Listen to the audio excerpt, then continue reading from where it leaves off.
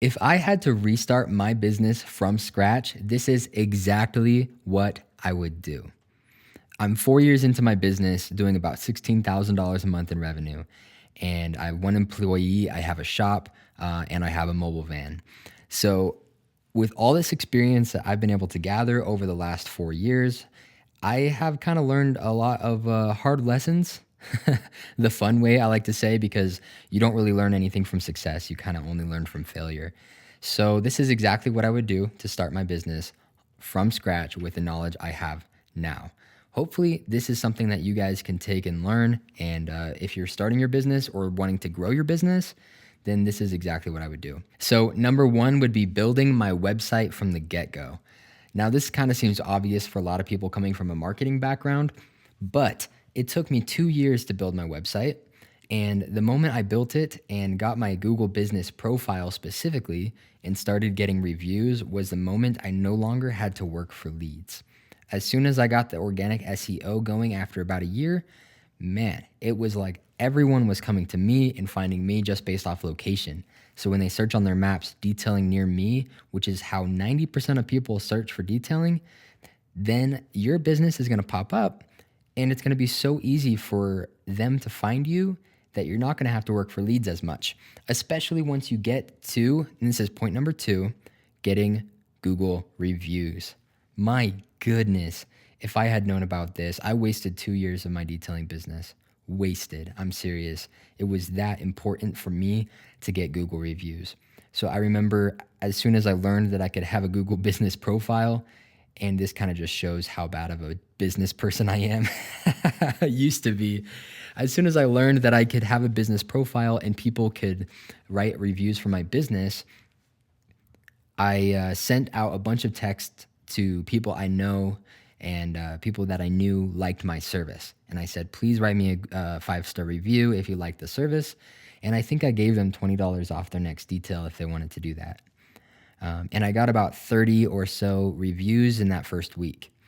Now, with the 30 reviews, man, as soon as I hit 30 reviews, I wasn't even trying and I was booking out every single week without any ads, without any worry at all. I would just every Monday I would fill up the entire schedule. So that's definitely something I would do. And that's kind of tip number two. Number three would be getting all my tax documents and my legal documents figured out. It actually took me over a year for me to fully register my business with the state. So I was kind of working as if it were a hobby. Basically, I was just chucking a truck, as they say, going around people's houses, getting paid through Venmo or through cash. And I wasn't actually legal. And hopefully IRS doesn't come for me now, but I did file my taxes. That is something I did do. But my business wasn't registered for over a year. And so making sure you have your business registered, getting an EIN, getting your LLC, and of course your articles of organization so you can open up a business bank account. That stuff is super important because I was kind of treating it like a hobby, just getting some money for the weekend and then spending that money on my detailing business or on fun things. And when I started the business, I wasn't married. I got married the next year. And so once I got married, I knew I needed to make it legit so that we can figure out our taxes. Also, get a CPA at the beginning. A CPA is an accountant, right? They're going to help you figure out your taxes. You can try TurboTax and you can try all those different websites, but let me tell you, I pay $400 a year for my CPA and she is incredible. She saves me so much money. Like it's not even worth trying to do it on your own ever. Tax season is now my favorite time of the year. So just because I have a great CPA who helps me save a lot of money. All right. Number 4, I would probably hustle a little bit harder to try to get those first customers. I, in my business, started so slow, and you're going to start so slow. Hopefully not, but there's 2 waves to it. You have first, when you launch your business, you create an Instagram profile and you get all your friends and family to follow, like, and share. When that happens, you're going to get this kind of wave of customers. So all the people who know you and want to support you are going to support you in those first months, probably around the first couple of weeks. And you're going to have this false sense of reality thinking, okay, I got about 10 people to say yes to my detailing service. This is incredible. And it's always going to be like this. When in reality, a lot of those people are only paying for your service because they know you and they want to support you. And usually, if your rates are a little bit cheaper at first, then that's a big factor too. After those people got their car detailed and don't need it done for a long while, you're gonna have this downward curve where it's no longer people that know you, and now you have to go find people who don't know you and convince them to pay you for your service. Does that make sense? So you kind of have this upward slope at the beginning and then a long dip. At least that's what I've seen in helping 4 other detailers in my area with their detailing business. So hustling really hard to get those first customers is what I would do. If you have absolutely no money, like I did, I had 0 money, you can't pay for ads because all your money needs to go towards getting decent equipment that can get your jobs done. So what do? Is you just go door to door, put on a nice t-shirt and a nice pair of pants, make sure you look presentable, get a haircut, go door to door with a printed flyer that you can buy for like $10 at your local print shop, and just tell them about your detailing business. You have the added benefit of being new. So I would use that. Say, hey, I'm local in the area. I just started my business and I want to grow something successful and help out the community. Using that to your advantage is really cool because you have a big one up on the bigger guys. You have that you live local and that you're a starting business, and people love supporting new businesses. So that's how I would do it. I would go door to door. I would knock on the door and say, hey, my name's Josh. I just live around the corner and I have started a detailing business and I offer all these services and I want to do it for a really, really cheap rate or a really good rate. Make sure I do a really good job for you so that you can leave a Google review for me and I can grow my business. That's how I would do it. I got to take a breather. I am just going too fast. I'm like a speed racer. I love that movie. It's such a good movie. I wish they did a remake of that movie. They really should. Man, go Speed Racer. Anyway, so that's what I would do with my extra time because you don't have a lot of money in the beginning, but you do have a lot of time. After that, I would do giveaways to grow the Instagram page. I did get a lot of work from my Instagram page. And for the first 4 years, I only had like 400 followers. That's what I grew it to after 4 years. Now, in the last 3 months, I've tripled it just because I've started doing more reels and less just static posts, and my engagement like 20x'd. So that's a big thing. But we're going to talk about that in probably another podcast, is the social media growth and the importance of doing reels and basically a social media plan so that you can get some leads from that. So doing giveaways in order to grow the Instagram page, what that allows you to do is if you have no work whatsoever, I would rather you go out and do something for free and get experience and pictures than to do nothing. That experience is going to be worth more to you than the $10 in product that you're going to be spending on it. So that's what I would rather you do, is get out there, and even if it's a free job, if you have nothing else going on, get some practice in. And they can leave a Google review for you. That's worth a heck of a lot more than $50 at the beginning, that's for sure.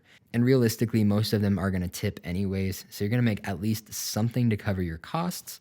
And you're going to get that experience of being able to get some cars cleaned, run into all the problems so you know how to problem solve later on when you're doing more expensive details. So that's what I would do. Number 6, I would probably realize that I don't have to do it on my own. Meaning I would go and shadow some detailers in your area and offer to shadow them and help them out on a whole day for free. What that's going to allow you to do is see what a professional detailer is doing in their day-to-day. I'll tell you from experience, detailers love sharing what they know. At least the good ones I know. Some of them are going to gatekeep, and I don't get the whole gatekeeping thing. That's just not something I understand at all. I have helped 4 detailers in my area that live around me, my same competitors. I've helped them start their business. 3 of them are going strong. One of them, I probably shouldn't have helped him. I knew he wasn't too into it. I even went to the store and I spent $500 buying all the equipment for him. a whole day of free training on how to detail because I wanted to see him succeed. This guy did not like his job and he wanted to get into the detailing industry. He asked me for a job and I said, I can't give you a job, but I can help you start your own business. So I gave him tons of free training. Plus, anytime he needed help with anything, I'm always on the phone with him. And he ended up not doing his business. And that's kind of a bummer for me because I do like to see other people succeed. But the other three people I've helped start their businesses are thriving. One of them's been in business for over about 2 years now. And then it's just so cool. I don't get the whole competition thing. There are tens of thousands of cars in my city. You just get on the freeway at 5 o'clock and you know there are plenty of cars to detail. And here in Utah Valley, there's just so many cars and beautiful cars and wealthy people that I'm not fighting anybody over. You know, there's probably like a couple dozen decent detailers in the valley, and there's hundreds of thousands of cars. Don't have that scarcity mindset thinking that you need to fight all your competitors for each and every lead. It's just different. And every detailing business is different and markets to a different kind of customer. So the people I start are going to get customers that I would never get, and I'm going to get customers that they would never get. It's just a different business. So realize you don't have to do it on your own. Go and shadow another detailer and figure out what they are doing with their time and their process and everything, and you're going to be doing awesome. Number 7. So my garage is really cold right now, and so I'm kind of shivering a little bit, which is why I'm talking so fast. My heart rate's going a little quick. But number 7 would be going to dealerships. Now, you have to be super careful with this because when we started, we definitely went to about 10 or 11 different dealerships, and we asked all of them if we could detail their cars, kind of doing a test car, you know, and we charged way too cheap. We did a Nissan NV200. No, it was the bigger one, the really, really big 15-passenger Nissan van. And the thing was just hammered. We did it for $60 because we were expecting that if we did a really good job, then they would hire us for more and we would get a ton of cars, right? This mindset of just do them cheap and do a lot of them. So we ended up spending over 8 hours on this van, and it looked pretty darn good, especially considering we were only being paid $60, and he never called us back. That was a waste of time. You want to find dealerships who are willing to pay a decent rate. Right now, I'm renting a garage from a dealership who I met because he called me to do a job for their dealership. He liked the work so much, he invited me into his business full time. I told him that I didn't want to shut down my business to work for him full time, even though it was really, really good money what he was offering. But we came to a decision. I'm renting the garage from his dealership, and I have an employee, my brother who works with me, detailing full time at the shop. So we are able to do every single car that comes into that dealership. They're selling between 30 and 40 cars every single month. So that's 30 to 40 cars that I don't have to work for leads, and that pays for all of Brandon's salary plus a little bit more for the business expenses. It's a fantastic gig, but we found a diamond in the rough, I'll admit. At the time, my prices were a little bit lower, but he was willing to pay full price and even more for the quality of work. And it worked out for him because his cars sell so fast that in just the year that he's been open, he's already doing really, really well. So it is that mutual benefit of being able and being willing to pay a little bit more for quality work, but the customers will get in those cars, the potential customers, and say, man, this is really clean. So when they go to sell that car, it is so much easier to sell a clean car because they don't have to sell around the dirt and the grime and the gunk that's just all in these used cars from auctions. So that is a huge benefit for us. We're able to do around $6,000 to $8,000 on that side alone. Plus, we have the mobile van going at the same time. So getting in with the dealership is going to allow you to work through those winter months, especially when it's cold, and also to make connections with people who have all the cars.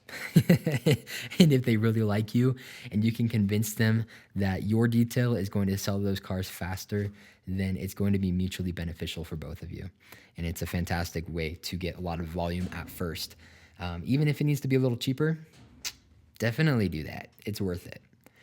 And my last thing, tip number 8 or 9, I don't remember, but definitely you're going to want to invest in good equipment. This is something I just didn't think was so important at first. I always thought I could get away with the cheapest stuff, the cheapest products, the cheapest equipment, all of that. I realized since then, if I had bought good equipment up front, which in my case, I couldn't have because I didn't have money.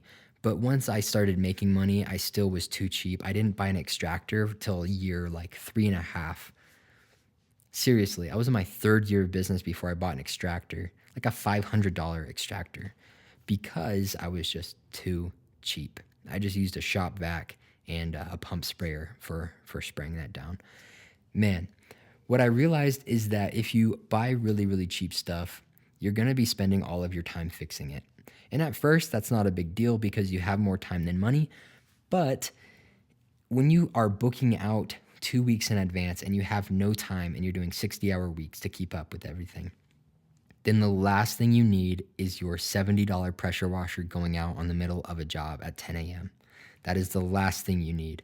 Or all of your stuff breaking on you in the middle of a job. It is so nice to just have like really nice equipment, like a Cox reel for your pressure washer reel, right? Things that just work and they work every day. That is something I would definitely do if you have a little bit of money. Invest in good equipment, a good pressure washer, a good setup, a good van. Oh my goodness.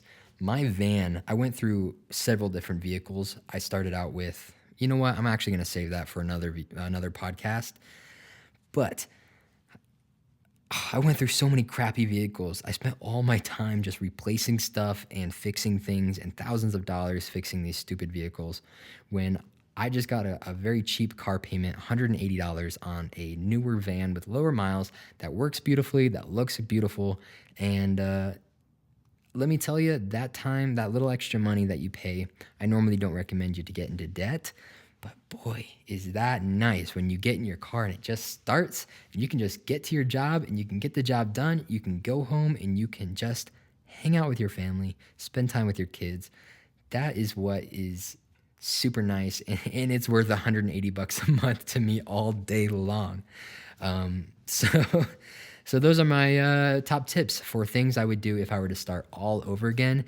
If you have anything that you would add to that or take away from it, then feel free to leave that in the comments. Please, we want to hear what you have to say, and we're all just learning from each other.